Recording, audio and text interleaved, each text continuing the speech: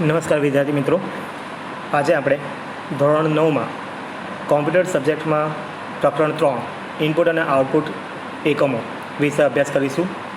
તો આપણે અત્યાર સુધી જે પ્રકરણો હતા એમાં આપણે જોઈ ગયા કે કોમ્પ્યુટરને કાર્ય કરાવવા માટે આપણે એને ઇનપુટ એટલે કે સૂચનાઓ અને ડેટા આપવા પડે છે.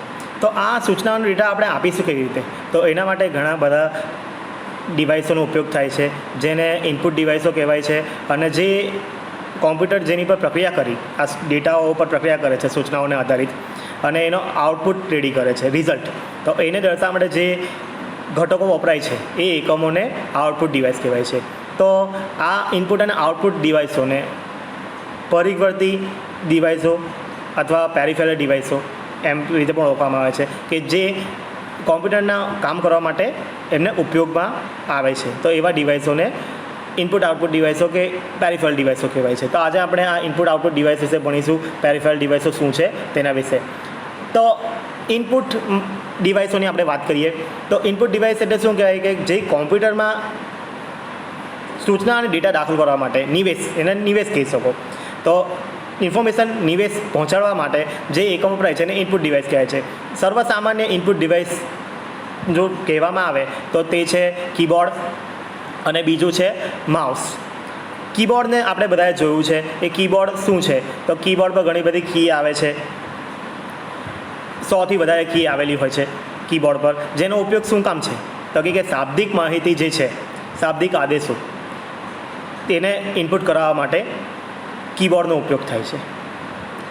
અને માઉસ, તો માઉસ શું છે કે જે તમારા સ્ક્રીન ઉપર, કોમ્પ્યુટરના સ્ક્રીન ઉપર તમને દેખાતું હોય છે કે બટન દેખાય છે, સ્ટાર્ટ બટન દેખાય છે, આઇકોન્સ દેખાય છે, મેન્યુ દેખાય છે. તો એને તમારે ઉપયોગ કરવા માટે માઉસ પોઇન્ટરનો ઉપયોગ થાય છે, એને પોઇન્ટિંગ ડિવાઇસ કહે છે માઉસને. તો એનો ઉપયોગ થાય છે. આપણે કીબોર્ડ વિશે જોઈએ તો જો અહીંયા તમને આપેલા છે કે કીબોર્ડ અને માઉસ એ તો ઇનપુટ ડિવાઇસ છે, એના સિવાય બીજા ઇનપુટ ડિવાઇસો કયા છે? તો એનું અહીંયા તમને એક લિસ્ટ આપ્યું છે કે એક છે પોઈન્ટ એન્ડ ડ્રો ડિવાઇસ, કે એની અંદર જોયસ્ટિક આવે છે. પછી બીજા ઘણા બધા આવે છે. પછી બીજું છે સ્કેનિંગ ડિવાઇસ, ઇલેક્ટ્રોનિક કાર્ડ આધારિત સિસ્ટમ, સ્પીચ રેકોગ્નાઇઝેશન, વિઝન આધારિત એટલે વિઝન રેકોગ્નાઇઝેશન, અથવા શું કહી શકીએ કે દ્રષ્ટિ ઓળખ એકમ એવું કહી શકીએ. બરાબર. તો આ તમારા ઇનપુટ ડિવાઇસના નામ છે. બીજા કે એના સિવાય કે કીબોર્ડ અને માઉસ સિવાયના બીજા જે ઇનપુટ ડિવાઇસ છે તો આ છે. તો આનો આપણે 1 by 1 એક પછી એક આપણે એનો અભ્યાસ કરવાનો છે. આપણે આગળ વધીએ તો દેખો અહીંયા તમને જે આપે છે કીબોર્ડ પર શું શું છે એના વિશે. તો અહીં કીબોર્ડનું ચિત્ર દેખાડી દઉં છું તમને, કે અહીંયા તમે કીબોર્ડ જોઈ શકો છો. તો કીબોર્ડમાં શું દેખાય છે? તો તમને ઉપર 1થી કરીને 9 સુધી આંકડા દેખાય છે. અહીંયા જમણી બાજુ એક વધારાનું કીપેડ આપ્યું છે કે જે ઇનપુટની ન્યુમેરિકલ માહિતી 1થી કરીને 0થી કરીને 1થી 9 આંકડા, 0 અને 1થી 9 આંકડા, આ ઉપરાંત પ્લસ માઇનસ, ગુણાકાર એટલે into, divide, equal to, point વગેરે જેવી માહિતી નાખવા માટે એક વધારાની સુવિધા આપી છે કીબોર્ડમાં. તો બેઝિકલી કીબોર્ડમાં શું હોય છે તો એના વિશે વાત કરીએ કે તમને કીબોર્ડમાં આંકડાઓ નાખવા છે એટલે આલ્ફાબેટ્સ હોય છે. તો તમે જોઈ શકો છો આલ્ફાબેટ્સ ABCD જે છે, આ વચ્ચેનું જે ખાનું છે આ છે, તેમાં તમે આલ્ફાબેટ્સ જોઈ શકો છો. આ આલ્ફાબેટ્સ તમે સ્મોલ અને કેપિટલ બંને લેટરમાં ઇનપુટ કરી શકો છો. આ ઉપરાંત તમે અહીંયા ફરીથી તમે જોઈ શકો છો 1થી 9 અને 0 આંકડા છે, તથા પ્લસ માઇનસની નિશાની દેખાય છે તમને. ઉપર નીચે જવા માટે એરો છે. અહીંયા તમે જોઈ શકો તો આ અહીં દોર્યું નથી પણ કીબોર્ડ પર હોય છે page down, page up, delete, home, insert વગેરે કી આવેલી હોય છે આ એરિયા પર. ઉપર તમે જોશો અહીંયા તો અહીંયા તમને ફંક્શન કી આપે છે. તો F1થી કરીને F12 સુધી ફંક્શન કી હોય છે, જેનો અલગ અલગ ઉપયોગ છે. એક એસ્કેપ કી તમને અહીં દેખાય છે ડાબી બાજુના કોર્નર પર. આ એસ્કેપ કીનો ઉપયોગ શું છે? તો કોઈ કાર્ય જે થઈ રહ્યું છે કોમ્પ્યુટર દ્વારા, કોઈ પ્રોગ્રામ ચાલી રહ્યો છે, એને બંધ કરવા માટે એસ્કેપનો મોટે ભાગે ઉપયોગ થતો હોય છે. આ ઉપરાંત તમે જોઈ શકો છો એક શિફ્ટ કી દેખાય છે, ALT કી દેખાય છે, કંટ્રોલ કી છે દેખાય છે. તો આ શિફ્ટ કી શું છે એના વિશે આપણે ચર્ચા કરીએ કે શિફ્ટ તો તમે કેટલી વખત તમારા જે કીબોર્ડ છે એની ઉપર એક જ કી ઉપર 2 અક્ષરો દોરેલા હોય છે. તો બીજો જે વધારાનો અક્ષર છે એને તમારે સ્ક્રીન પર દર્શાવવા માટે શિફ્ટ કી દબાવવામાં આવે છે કે એ શિફ્ટ કી દબાવી રાખો. સાથે જે તમે અક્ષર દબાવશો તો એ જે કી પર વધારાનો અક્ષર દોરેલો છે તે એ સ્ક્રીન પર દર્શાવાશે. ઓલ્ટર કી છે. ઓલ્ટર કીનો ઉપયોગ શું છે? તો ઓલ્ટર કી છે તે એ બીજી કીના કોમ્બિનેશનમાં વપરાય છે અને વિવિધ કાર્ય કરવા માટે ઉપયોગમાં આવે છે ઓલ્ટર કી. કંટ્રોલ કી છે. કંટ્રોલ કીથી પણ એવું જ છે કે કંઈક વિશિષ્ટ કાર્ય કરવા માટે કંટ્રોલ કીનો ઉપયોગ થાય છે. સિલેક્શન માટે કંટ્રોલ કી વપરાય છે. સ્પેસ બાર આપ્યું છે નીચે એક મોટું, તમે જોઈ શકો છો. એક જ મિનિટ.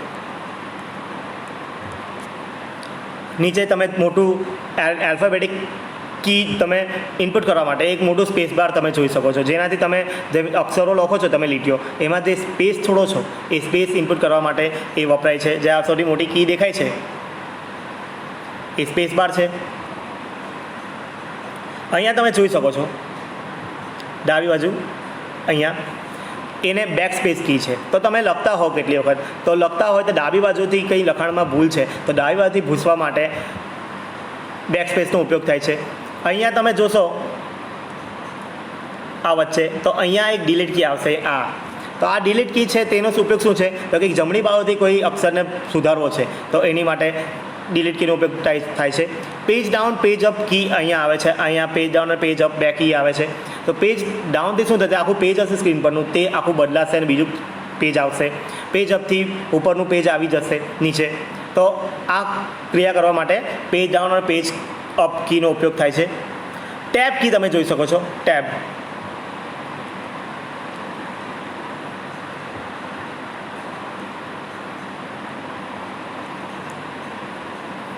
કી. તો ટેબ કીનો ઉપયોગ શું છે? તો તમારે જે તમે લખાણ લખો છો એમાં ફકરો બનાવવા માટે એટલે જગ્યા છોડવા માટે ઇન્ડન્ટ કરવા માટે જગ્યા છોડવા માટે ટેબ કીનો ઉપયોગ થાય છે. આ ઉપરાંત એક કેપ્સ લોક કી આવેલી છે.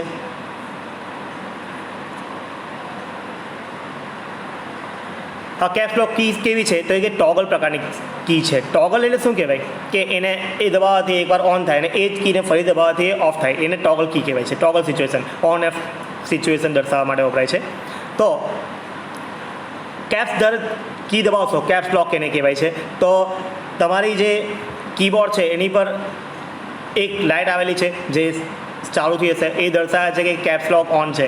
હવે તમે જે પણ કંઈ લખશો આલ્ફાબેટ્સ એ બધા પ્રથમ એબીસીડીમાં આવશે. પ્રથમ એબીસીડી એટલે કેપિટલ અક્ષરમાં આવશે. હવે ફરીથી તમે જ્યારે કેપ્સ લોકને દબાવો છો તો એ અક્ષરો બીજી એબીસીડીમાં આવે છે એટલે નાના સ્મોલ કેસમાં બની જાય છે. એટલે કેસ બદલવા માટે ટોગલ કી કેપ્સ લોકનો ઉપયોગ થાય છે. તો આ તમારું બેઝિક કીબોર્ડ વિશેની માહિતી થઈ ગઈ કે આ કીબોર્ડ હોય છે અને આ સર્વ સામાન્ય ઇનપુટ છે. કોઈપણ કોમ્પ્યુટરમાં શાબ્દિક માહિતી એટલે શાબ્દિક રીતે કમાન્ડ્સ દ્વારા માહિતી ઇનપુટ કરવા માટે આ કીબોર્ડ વપરાય છે. આગળ વધીએ આપણે. Point and draw device. આ પોઈન્ટ એન્ડ ડ્રો ડિવાઇસ શું છે? તો અમુક વખત સ્ક્રીનના અમુક ભાગ હોય તેને તમારે પસંદ કરવા માટે આનો ઉપયોગ થાય છે. મેં ત્યાં આગળ વાત કરી હતી કે સ્ક્રીન પર આઇકોન્સ આવેલા હોય છે, સ્ટાર્ટ મેન્યુ આવેલું હોય છે. તો એને તમે માઉસ દ્વારા કેવું ક્લિક કરો એટલે એ બટન દબાતું હોય એવું તમને લાગે. તમે એ આઇકોન છે એને જ પસંદ કરી શકો છો. એને પર ડબલ ક્લિક કરશો એટલે એ પ્રોગ્રામને તમે રન કરી શકો છો. તો એવા કાર્ય કરવા માટે જેને શું કહે છે ગ્રાફિકલ યુઝર ઇન્ટરફેસ કહે છે કે એમાં તમે ગ્રાફિકલી વસ્તુઓ દેખો છો અને એ ગ્રાફિકલી વસ્તુઓનો ઉપયોગ કરો છો. તો એ ઉપયોગ કરવા માટે તમારે જે ડિવાઇસ વપરાય છે ને પોઈન્ટ એન્ડ ડ્રો ડિવાઇસ કહેવાય છે. તેમાં જે ઇનપુટ થાય છે તે સિરિયલ ઇનપુટ હોય છે બરાબર કે એમાં તમે જે ક્લિક કરશો એ સિગ્નલ તરીકે એની અંદર જશે ડિવાઇસમાં અને એ સિગ્નલ પ્રમાણે એ કામ કરશે. તો આ પ્રકારના ડિવાઇસને પોઈન્ટ એન્ડ ડ્રો ડિવાઇસ કહેવાય છે. આપણે માઉસ તો જાણીએ છીએ કે પોઈન્ટ એન્ડ ડ્રો ડિવાઇસમાં આવે છે પણ એના સિવાય બીજા કયા હોય છે તો કે joystick, light pen, touchpad, track ball, touch screen એ પોઈન્ટ એન્ડ ડ્રો ડિવાઇસના એકમો છે. તો આ થોડા યાદ રાખજો કે પોઈન્ટ એન્ડ ડ્રો ડિવાઇસના એકમોના ઉદાહરણ આપો એવું કહેવામાં આવે તો આપણને ખ્યાલ હોવો જોઈએ કે joystick, light pen, touchpad, track ball, touch screen વગેરે એ પોઈન્ટ એન્ડ ડ્રો ડિવાઇસના ઉદાહરણો છે. તો આને ડ્રો પણ કેમ કહે છે તો એનું કારણ છે કે તમે જાણો છો કે ધારો કે તમે પેઇન્ટમાં કામ કરતા હો તો માઉસ દ્વારા કે ટચ પેન દ્વારા કે જોયસ્ટિક દ્વારા તમે શું કરી શકો, ચિત્ર બનાવી શકો. તમે જાણતા હશો કે માઉસ કર્સરને પકડો, લેફ્ટ કી દબાવો અને પછી કંઈ દોરવાનો પ્રયત્ન કરો તો તમે એને દોરી શકો છો, વિવિધ આકારો દોરી શકો છો. એટલે એને પોઈન્ટ એન્ડ ડ્રો ડિવાઇસ કહેવાય છે. આગળ વધીએ માઉસ. જો હવે માઉસની વાત કરીએ છીએ તો માઉસ તમે આકૃતિમાં જોઈ શકો છો કે એક લંબ ગોળ આકારનું કંઈ ડિવાઇસ છે, માઉસ જેવું જ કહેવાય છે. માઉસ હોય ને ઉંદર એ એવું દેખાય છે. એની પર 2 કે 3 કી આવેલી છે. તો એનો ઉપયોગ શું છે? તો કે મેં જે રીતે આગળ કીધું એ પ્રમાણે કે તમારે મેન્યુ પસંદ કરવા હોય, મેન્યુમાં વિવિધ આદેશો આવેલા હોય, સૂચનાઓ, એ આદેશોને પસંદ કરવા માટે આનો ઉપયોગ થાય છે. તમારે કોઈ વસ્તુનું સિલેક્શન કરવું છે તો એના માટે ઉપયોગ થાય છે. આઇકોન સિલેક્ટ કરવા છે તો લેફ્ટ કી દબાવીને તમે આઇકોન સિલેક્ટ કરી શકો છો. એ આઇકોન પર લેફ્ટ કીને ડબલ ક્લિક કરશો એટલે એકસાથે ઝડપથી 2 વાર ક્લિક કરશો તો એ પ્રોગ્રામ સ્ટાર્ટ થશે. આ ઉપરાંત રાઇટ ક્લિક કરશો માઉસની એટલે જમણી કી એને પ્રેસ કરશો, જમણું બટન પ્રેસ કરશો તો શું થશે? સબ મેન્યુ દેખાશે અને એ સબ મેન્યુમાં વિવિધ પ્રકારના આદેશોનો સમૂહ છે કે જેમાંથી આપણે વિવિધ પ્રકારના કાર્ય કરી શકીએ છીએ. તો આ માટે વપરાય છે. આ ઉપરાંત એ જે તમારું માઉસ છે એની નીચે એક ગોળા જેવી વસ્તુ હોય છે. પહેલાં ગોળા જેવું આવતું હતું, લખોટી જેવી વસ્તુ આવતી હતી, હવે નથી આવતી, હવે લેઝર આવે છે. હવે લેઝર એને તમે ફેરવશો એ પ્રમાણે સ્ક્રીન પર જે પોઇન્ટર દોરેલું છે એ પોઇન્ટર વિવિધ જગ્યાએ હટે છે. તો આ થઈ ગયું માઉસ ડિવાઇસ. એ પણ એક ઇનપુટ છે. આ જે મેં કહ્યું left key, double key, right click, drag and drop, scroll. Okay, આ મેં સમજાવી દીધું. લેફ્ટ કીનો શું ઉપયોગ શું છે કે કોઈ આઇટમની પસંદગી કરવા માટે વપરાય છે એ કહી દીધું. લેફ્ટ કી દબાવવાથી કોઈ આઇટમ પસંદ કરવી છે, કોઈ આઇકોન પસંદ કરવો છે તો પસંદ થઈ શકે છે. ડબલ ક્લિકથી શું થશે? કોઈ પ્રોગ્રામને ચાલુ કરવા માટે, કોઈ ફાઇલને ખોલવા માટે, વિવિધ કાર્ય કરવા માટે આ કામ ડબલ ક્લિકનો ઉપયોગ થાય છે. ડબલ ક્લિક એટલે એને ડાબી જે બટન છે એને ઝડપથી 2 વાર દબાવવાનું. રાઇટ ક્લિક સામાન્ય રીતે જુદા જુદા આદેશો અને ઉપલબ્ધ વિકલ્પોની યાદી જોવા માટે વપરાય છે. ડ્રેગ એન્ડ ડ્રોપ, ડ્રેગ અને ડ્રોપ એનો ઉપયોગ શું છે? તો કોઈ એક આઇટમની પસંદગી કરીને તેને ખસેડી બીજી સ્થાને લઈ જવા માટે વપરાય છે. કે કોઈ વસ્તુને પકડ્યું, આપણે મોબાઈલમાં આપણે કરતા હોય કે આપણે આઇકોન દબાઈ રાખીએ પછી હટાડીએ તો શું થાય? ડ્રેગ એન્ડ ડ્રોપથી એ એક જગ્યાએથી બીજી જગ્યાએ હટે છે, એને સ્થાનાંતરિત કરી શકીએ છીએ. એના માટે ઉપયોગ છે. સ્ક્રોલ, આ સ્ક્રોલ વિશે આપણે ભણીએ કે સ્ક્રોલ શું છે. Scroll event. તો જ્યારે પણ કર્સરમાં, જ્યારે પણ સ્ક્રીન પર તમારું જે કામ છે એટલે કે પેજ એ સ્ક્રીન કરતાં વધારે છે, મોટું છે, તો શું થશે? એ સ્ક્રીનમાં વિભાજિત થવા માટે શું થશે? એની અંદર જેટલું સ્ક્રીનમાં દેખાઈ શકે એટલું લખાણ દેખાડશે, બાકીનું હાઇડ કરશે. એટલે નીચેના પેજમાં જતું રહેશે એવું સમજવાનું. હાઇડ થઈ ગયું, દેખાશે નહીં. તો એને દેખવા માટે શું કરી શકો તમે? પેજ અપ કે પેજ ડાઉન કીનો ઉપયોગ કરશો તો પેજ ઉપર જશે અને નીચેનું પેજ તમને દેખાશે. હવે ઉપરનું પેજ જોવું છે તો પેજ ડાઉન કરશો એટલે ઉપરનું પેજ નીચે આવી જશે. તો આ રીતે કરી જોઈ શકો છો. બીજું કે તમે એરો કી દ્વારા પણ નીચે ઉપર કરી શકો છો, પણ તમારે એ પેજ ડાઉન અને પેજ અપ કીનો ઉપયોગ નથી કરવો, એરો કીનો ઉપયોગ નથી કરવો. ત્યારે તમારી કને જમણી બાજુ, સ્ક્રીનના જમણી બાજુના ભાગ પર એક લંબચોરસ આકારનું નાનું શું કે હેન્ડલ હોય છે. જે હેન્ડલને તમે માઉસના લેફ્ટ કી દ્વારા સિલેક્ટ કરી શકો છો અને એને ઉપર નીચે કરી શકો છો. તો તમારું શું થશે? પેજ અપ એન્ડ ડાઉન થશે. અત્યારે જોઈ શકો છો મારું પેજ અત્યારે છે, મારે એને નીચેનું પેજ લાવું, તો મેં શું કરું છું? એને ઉપર લઈ જાઉં છું, નીચે લઈ જાઉં છું. તો એ દર્શાવવા માટે અહીંયા જો બાજુમાં એક નાનું અમથું ચોરસ દેખાય, જ્યારે મેં પસંદ કરું છું તો એક ચોરસ લંબચોરસ આકારનું એક હેન્ડલ છે કે જેના દ્વારા આ ક્રિયા થઈ શકે છે. તો આ જે ક્રિયા છે અને ઉપર નીચે લઈ જવાનું અને સ્ક્રોલિંગ ક્રિયા કહેવાય છે, સ્ક્રોલિંગ એક્ટિવિટી. તો સ્ક્રોલિંગ કરવા માટે આનો ઉપયોગ થાય છે, બરાબર, માઉસનો. આગળ વધીએ. જોયસ્ટિક. જોયસ્ટિક સામાન્ય રીતે જે પહેલાં જૂની ગેમો, વિડીયો ગેમો રમવામાં આવતી, એટલે બનાવવામાં આવતી હતી અને જેને જૂની ગેમો વિડીયો ગેમ રમતા હતા છોકરાઓ. કેટલા છોકરા રમ્યું પણ હશે, અત્યારના છોકરા નહીં રમતા હોય, એમને ખ્યાલ નહીં હોય. પણ એ કેવું આવે તો કે એ ગિયર બોક્સ હોય ને, ગિયરનું હેન્ડલ એવું કંઈ આવે, હાથો આવે, એક સ્ટીક આવે કે જેને તમે દબાવશો, ડાબી બાજુ દબાવશો તો ડાબી બાજુ કરશો જશે, જમણી બાજુ દબાવશો તો જમણી બાજુ કરશો જશે, ઉપર દબાવશો, ઉપરની બાજુ ધક્કો મારશો તો ઉપર કરશો જશે, નીચે ધક્કો મારશો તો નીચે કરશો જશે. એ રીતે 360 ડિગ્રી બધી દિશામાં તમારા કર્સરને મૂવમેન્ટ કરવા માટે ઉપયોગમાં આવે છે. જેને શું કહેવાય છે? જોયસ્ટિક કહેવાય છે. જેનાથી તમે કર્સરને એટલે જે પણ ઓબ્જેક્ટ છે ગેમ રમતા હોય તો તમારી ગાડીને હટાડવા માટે ડાબી બાજુ હટાડવા માટેનો ઉપયોગ કરી શકો છો, કર્સરને હટાડવાનો ઉપયોગ કરી શકો છો. એનાથી તમે વસ્તુઓ સિલેક્ટ પણ કરી શકો છો. એટલે માઉસ જેવું જ કામ કરે છે સેમ, પણ એ કેવું છે એક સ્તંભના આકારમાં છે એટલે સ્ટીક છે. તમે જોઈ શકો છો આકૃતિ 3.3 જેમાં જોયસ્ટિકની આકૃતિ જોઈ શકો છો. તમને ગિયર બોક્સ જેવું દેખાય છે, ગિયર જેવું દેખાય છે ને, ગાડીનો ગિયર હોય એવું દેખાય છે કંઈ. Scanning device. હવે સ્કેનિંગ ડિવાઇસ વિશે વાત કરું. સ્કેનરો તમે ઘણા છોકરાઓએ જોયા પણ હશે, કેટલા છોકરાએ નહીં જોયા હોય. સ્કેનર ક્યાં તમને જોવા મળે? તો સ્કૂલમાં જોવા મળે.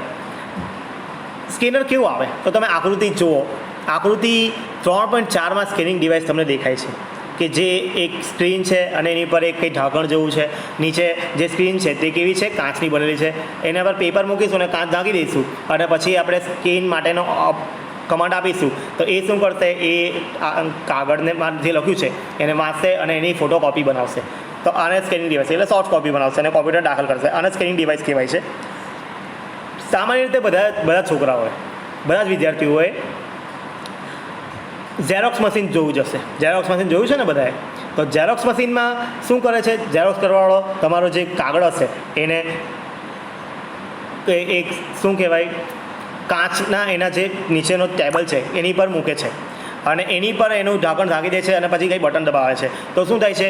એમાંથી જે લખાણ છે તે સ્કેન થાય છે. સ્કેન થાય છે એટલે શું થાય? એ રીડ થાય છે અને પછી જે એની કને અંદર કાગળ છે એની પર છપાઈ અને બહાર આવે છે.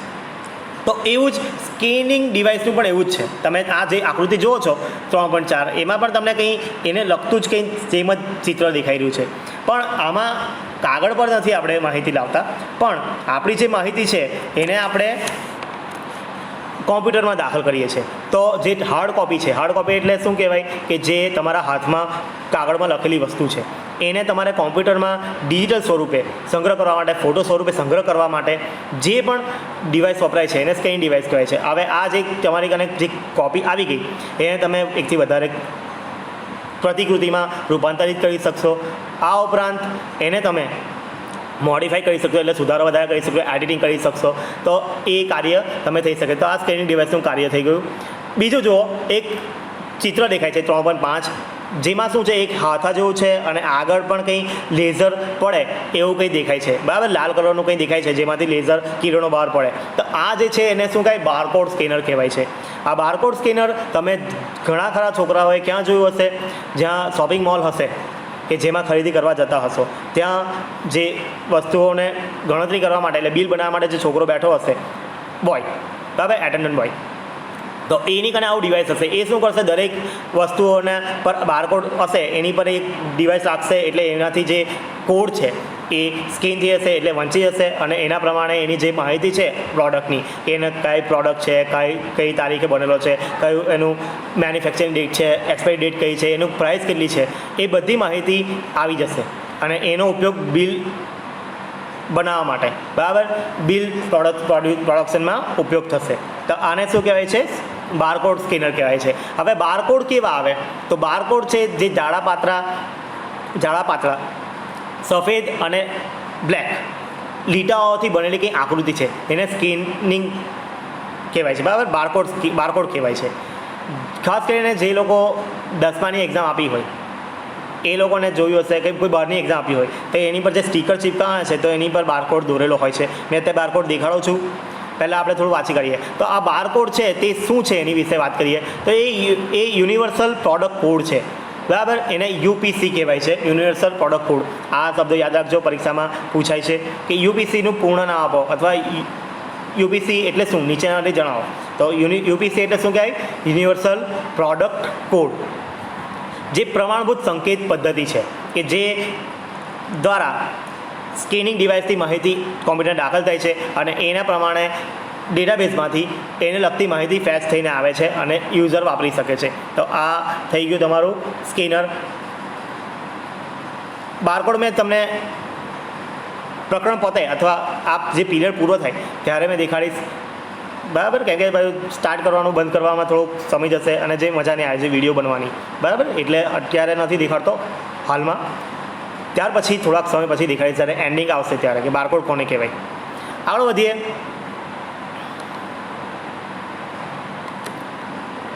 ઓકે, બારકોડ જેવું જ કામ કરે છે ઇમેજ સ્કેનર હોય છે કે જે ઇમેજ સ્કેન કરતું હોય છે. કેટલીક એવી ઇમેજો હોય છે કે જેમાં કંઈ આલ્ફાબેટ્સ દોરેલા હોય છે, તો એ શું કરે છે, એ આલ્ફાબેટ્સ ઇમેજમાંથી શોધે છે અને એ પ્રમાણે એને લગતું કામ કરાવડાવે છે. એને ઇમેજ સ્કેનર કહેવાય છે. કેટલાક ઓપ્ટિકલ રીડર્સ પણ આવે છે જે કોમ્પ્યુટર એક્ઝામમાં ખાસ વપરાય છે. ઓપ્ટિકલ રીડરનું કામ શું છે કે જે કોઈ ઓબ્જેક્ટ હોય એને રીડ કરે, કોઈ પ્રકારનું ચિહ્ન હોય એને રીડ કરે, તો એને ઓપ્ટિકલ કેરેક્ટર રીડર કહેવાય છે. બરાબર. ABCD ઓળખવા, પછી જો અહીં નીચે આકૃતિ આપી છે OMR, તો OMRમાં જે કાળા ટપકા છે તેને ઓળખવા માટે આનો ઉપયોગ થાય છે. જે સ્પેશિયલ પ્રકારની મેગ્નેટિક ઇંકનો ઉપયોગ કરીને કંઈ લખ્યું હોય છે એની પર જ્યારે એ ડિવાઇસ રાખવામાં આવે છે તો એને રિકોગ્નાઇઝ કરે છે અને એની પ્રમાણે જે કામ હોય છે તે જોઈ શકો. તમે આકૃતિ જુઓ 3.6માં તો તમને દેખાય. જો ક્વેશ્ચન 1 છે એની સામે કંઈ 4 ઓપ્શન આપેલા છે. C પર કંઈ કાળું કર્યું છે ટપકું, એટલે શું કહેવાય છે કે આ જવાબ C જવાબ આપ્યો છે વિદ્યાર્થીએ. તો જ્યારે એની પર કરવામાં આવશે તો એ ડિટેક્ટ કરશે કે જવાબ C પર ટીક કરવામાં આવ્યું છે.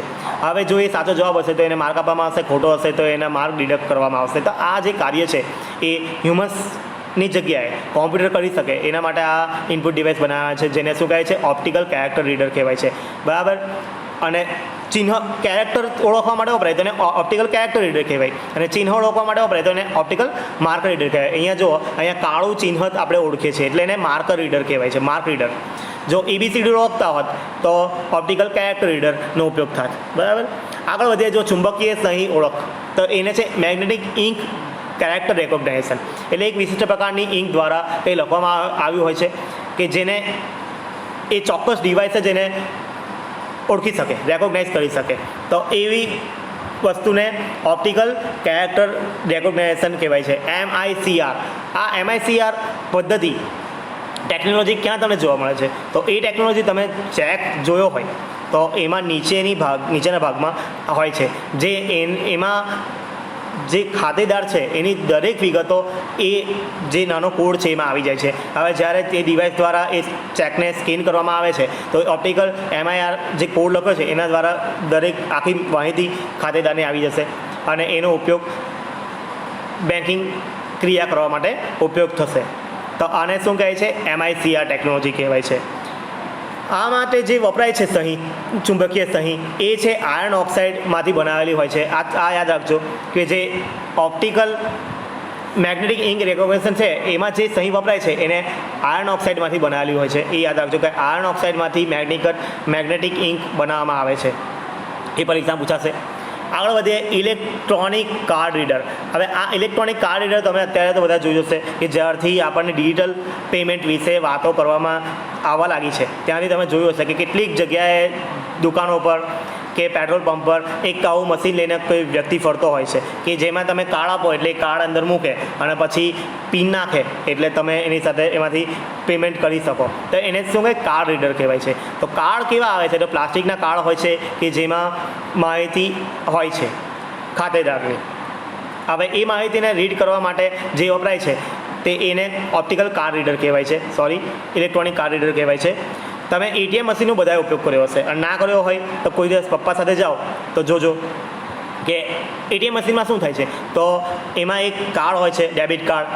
એ કાર્ડ આપણે નાખીએ છીએ તો પછી પૂછે છે કે તમારો કઈ ભાષામાં કામ કરશો, તો ભાષા સિલેક્ટ કરવાના છે, પછી પિનકોડ નાખવાનો હોય છે, પછી તમે કેટલા અમાઉન્ટ સેવિંગ કરવું છે કે એટલે ઉપાડવા છે તો ક્યાં શામાંથી કરંટ એકાઉન્ટમાંથી ઉપાડવા છે, સેવિંગ એકાઉન્ટમાંથી ઉપાડવા છે, એ તમે પસંદ કરવાનું છે. કેટલા પૈસા ઉપાડવાના છે તે તમારે નંબર નાખશો, પૈસા અમાઉન્ટ કે આટલી અમાઉન્ટ ઉપાડવાની છે તો એ પ્રમાણે તમને કરશે અને ટ્રાન્ઝેક્શન કરવામાં મદદ કરશે અને પૈસા આપશે.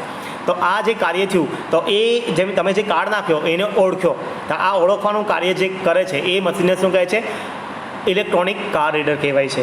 તો એને ATM ટેલિંગ મશીન કહે. ATM મશીન માટે આ ઉપયોગ થાય છે. તો તમે આ જોઈ શકો આકૃતિ 3.7 છે કે ઇલેક્ટ્રોનિક કાર્ડ રીડર કેવું આવે તો કે આવું આવે છે ડિવાઇસ, જોઈ શકીએ.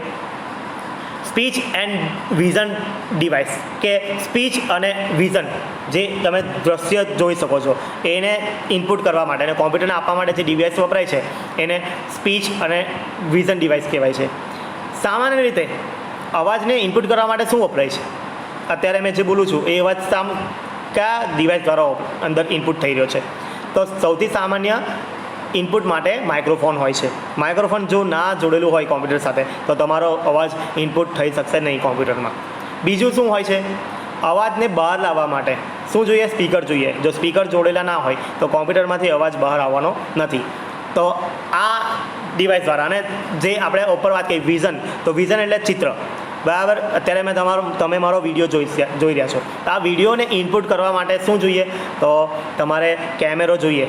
કેમેરો એ સર્વસામાન્ય અને પ્રાથમિક ઇનપુટ માટેનું ડિવાઇસ છે કોઈપણ કાર્ય કરવા માટે.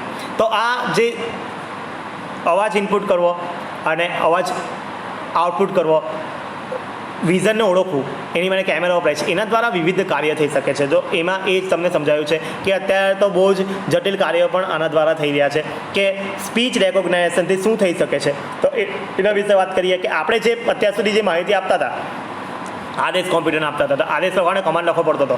એ કમાન્ડ આપણે શાના દ્વારા લખતા હતા? કીબોર્ડ દ્વારા લખતા હતા. એ કીબોર્ડ પર કોઈ કમાન્ડ લખ્યો, બરાબર, તો એક મૂવ લખ્યું કે પછી CTRL લખ્યું, એસ્કેપ લખ્યું, કંઈ પણ લખ્યું, બરાબર. તો એ કમાન્ડ કોમ્પ્યુટરમાં દાખલ થતો હતો અને એ પ્રમાણે કોમ્પ્યુટર કાર્ય કરતું હતું.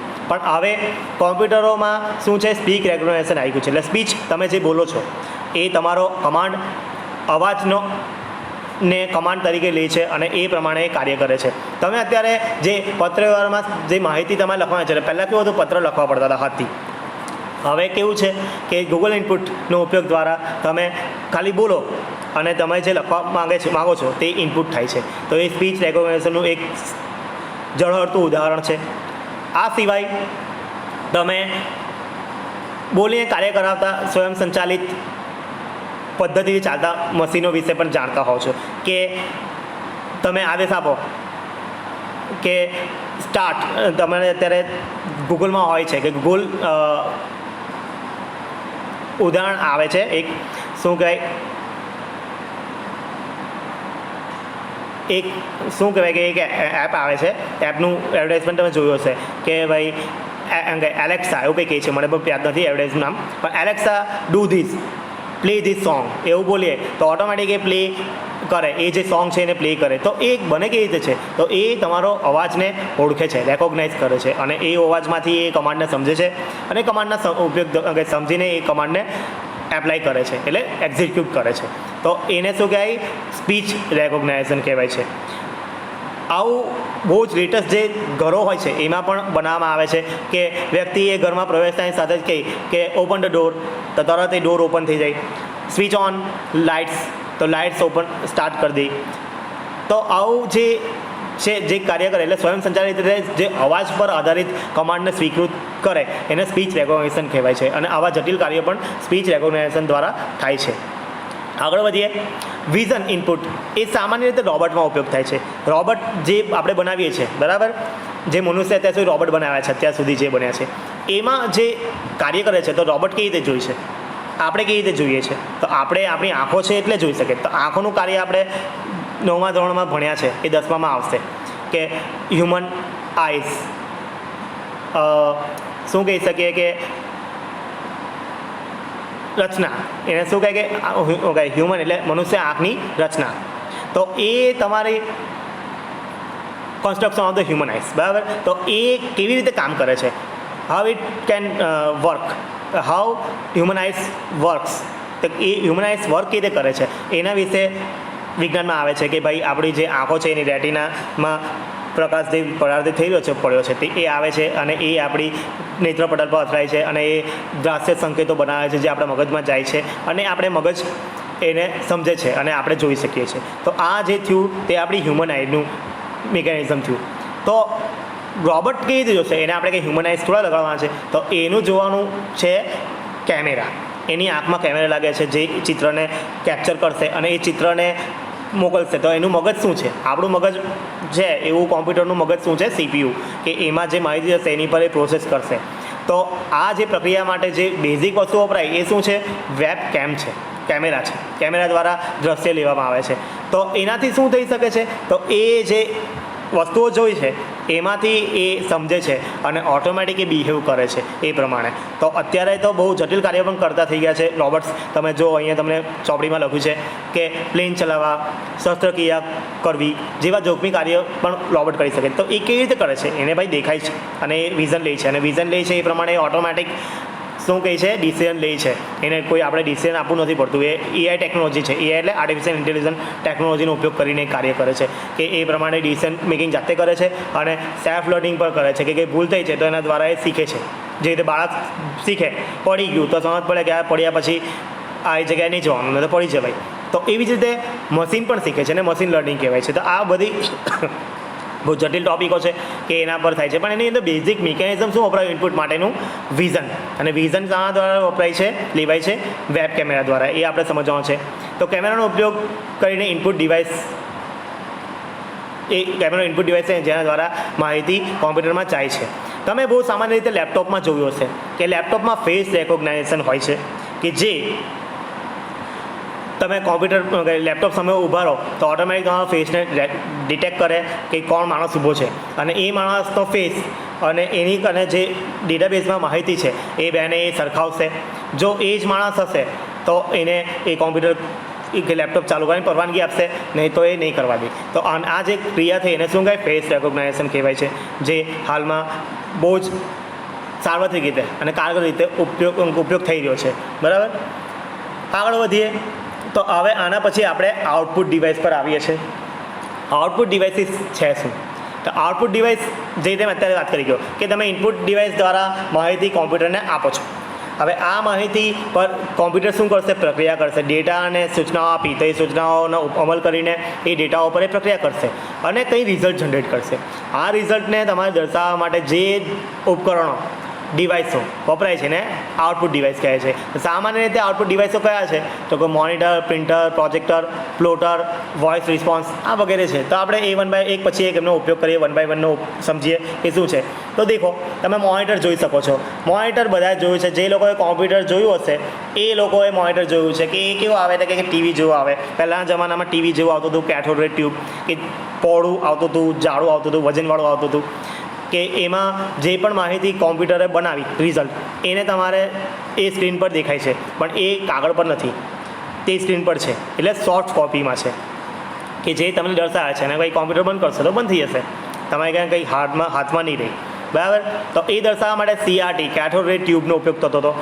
કેથોડ રે ટ્યુબ કેવી રીતે કાર્ય કરતી હતી જેને વિશે પણ વિજ્ઞાનમાં આવે છે કે કેવી રીતે કામ કરે છે, પણ આપણે એમાં બહુ જવાનું નથી. પણ હવે પછી નવી ટેકનોલોજી આવી કે કેથોડ રે ટ્યુબ નીકળી ગઈ અને હવે શું આવ્યું? તો કે LCD અને LED આવે. તો LCD શું છે? તો કે લિક્વિડ ક્રિસ્ટલ ડાયોડ. બરાબર, કે જે ક્રિસ્ટલના રૂપમાં એક પ્રવાહી સ્ક્રીનની પાછળના ભાગમાં હોય છે કે જે વિદ્યુત મળતા એ અમુક જે પોઈન્ટ છે એની અંદરના ક્રિસ્ટલ તે એને શું કરે છે? એ ગ્લો કરે છે અને એ પ્રમાણે આપણે ચિત્ર દેખાય છે. એ કેવા હોય છે? તે પાતળા હોય છે. કેથોડ રેની સરખામણીમાં પાતળા સ્ક્રીન હોય છે અને એને વજનમાં ઉંચકવામાં હલકા હોય છે, એટલે પોર્ટેબલ હોય છે. તો આ તમારે LCD થઈ ગયું.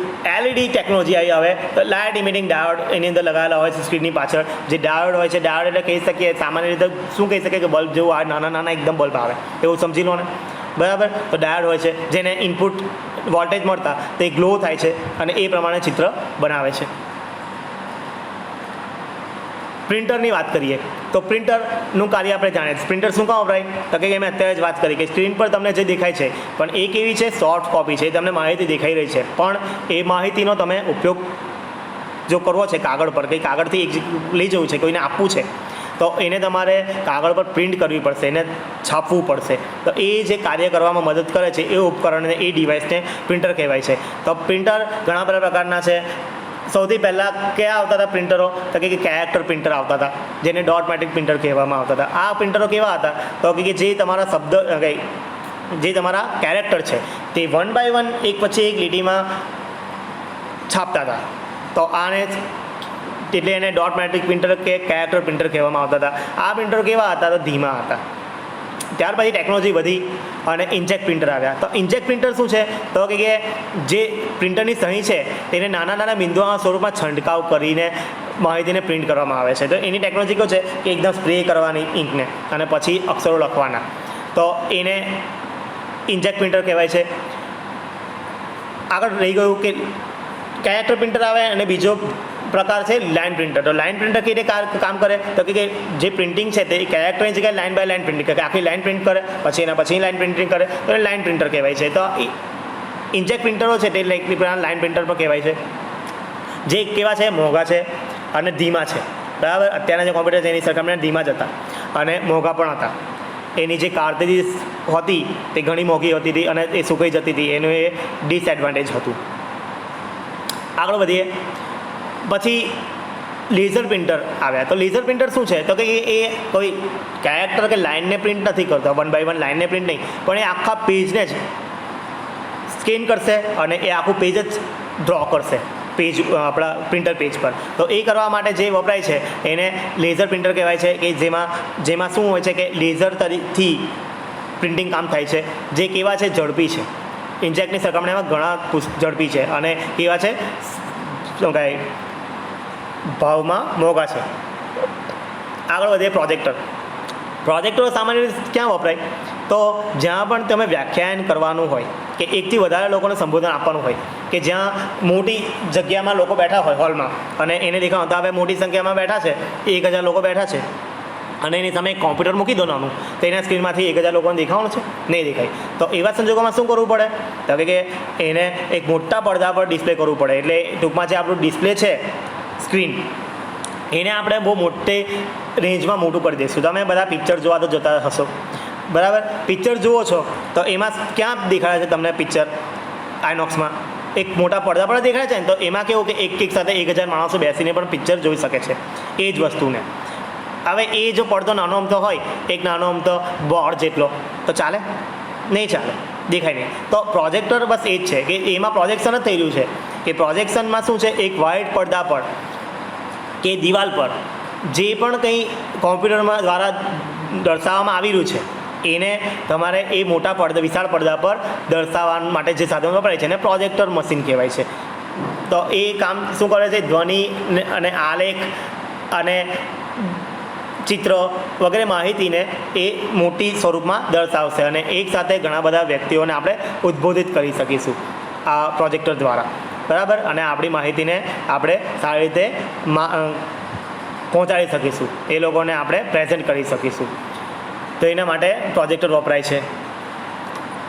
Voice response. હવે સૌથી છેલ્લો જે તમારો ટૉપિક છે આનો, તે વોઇસ રિસ્પોન્સ છે. તો વોઇસ રિસ્પોન્સ શું છે તો કે કોમ્પ્યુટરમાં જે મોનિટર અને પ્રિન્ટર છે એ તમારા શું છે, સોફ્ટ કોપીમાં ઇનપુટ આપે છે અને પ્રિન્ટર હાર્ડ કોપીમાં ઇનપુટ આપે છે. પણ આપણને વાંચવાની ઈચ્છા નથી કે આપણે જોવાની ઈચ્છા નથી, પણ આપણને ખાલી સાંભળવું જ છે.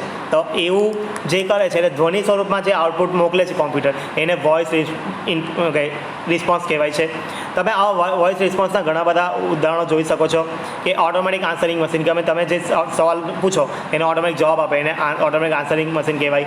ચેતવણી આપતા યંત્રો, એલાર્મ કે વાગે એટલે સમજ પડે કે એ તરત કહે કે it is very highly risky, you go from અવે હિયર, તમે અહીંથી નીકળી જાઓ, એ બહુ હાઈ રિસ્કી છે. એવા ઘણા બધા એલાર્મ હોય છે. બરાબર, સિગ્નલ નથી વાગતું ફાયર એલાર્મ, તો કેવો અવાજ કરવા લાગે, બીપ બીપ ટો ટો ટો અવાજ કરે એટલે સમજ પડી જાય કે ભાઈ આગ લાગી છે. તો એને શું કહે, વોઇસ રિસ્પોન્સ કહેવી શકાય. તો આવા આઉટપુટ જે છે, જે અવાજ રૂપે તમને આઉટપુટ આપે છે તેને વોઇસ રિસ્પોન્સ કહેવાય છે. તો આની સાથે આપણા ઇનપુટ અને આઉટપુટ એકમો પૂરા થાય છે. મેં તમને 2 મિનિટમાં બારકોડ શું છે એ દેખાડી દઉં છું અને પછી આપણે અહીં પૂરો કરીએ આપણો ક્લાસ. 1 જ મિનિટ, હા, ચાલુ રાખજો.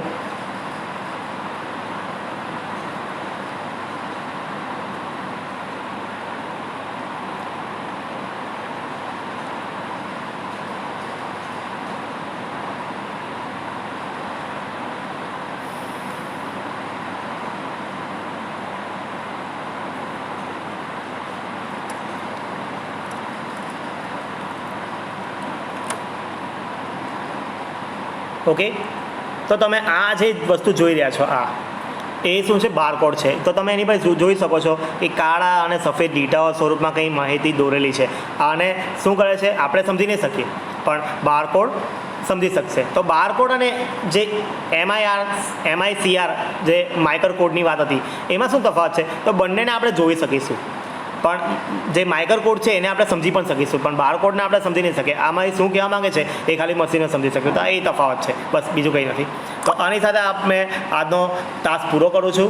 જય હિન્દ, જય ભારત અને થેન્ક યુ, ધન્યવાદ. જો વિડીયો સારા લાગે તો તમે એને લાઈક પણ કરી શકો છો અને સબસ્ક્રાઈબ પણ કરી શકો છો. સબસ્ક્રાઈબ કરો મારી ચેનલને, તો આવા વિડીયો બનાવવામાં પ્રોત્સાહન મળી રહે. થેન્ક યુ, જય ભારત.